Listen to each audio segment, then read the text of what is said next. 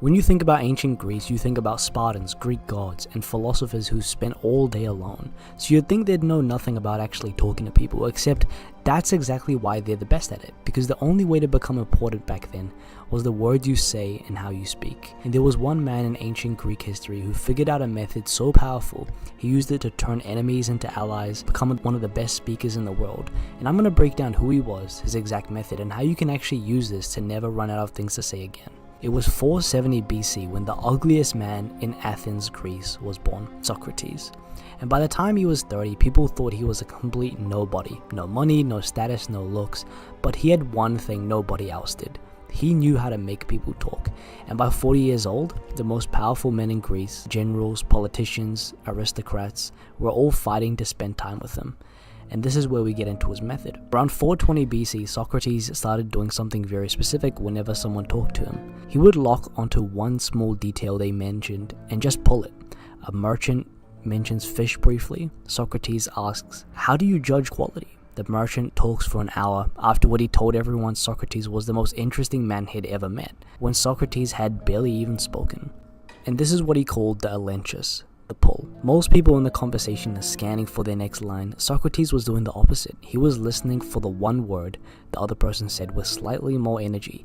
That's the thread, and he'd pull it. But here's the part that made it deadly. After the merchant answered, Socrates didn't say interesting and move on.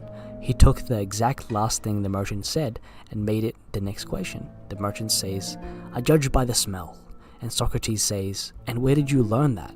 And the merchant says, "My father taught me." And Socrates says, "And did your father fish or trade?" Now the merchant is talking about his father, his childhood, his whole life. And he didn't plan any of those questions in advance. He was just taking the last word and pulling it. And finally, step 3, how you can actually use this, because the worst time I'd ever frozen a conversation was when I was 18 years old and I'd just taken this girl to dinner near my house on the first date I'd ever been on. And about 10 minutes into the date, all the small talk I had run out.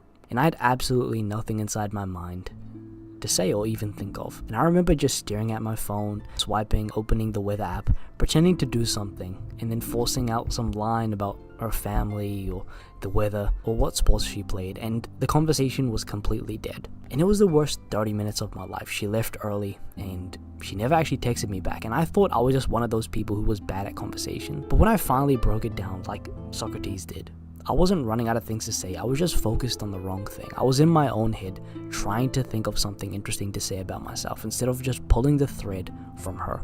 If I had just taken one thing she said and asked one question about it, then taken her answer and asked another, I would have never run out of things to say, because she was sitting right there with the whole life I knew nothing about. And that's the thread pull. And once you actually use it, you'll never stare at your phone on a date again. And thank you for watching. And if you did enjoy, please subscribe so more people can see this. Thank you.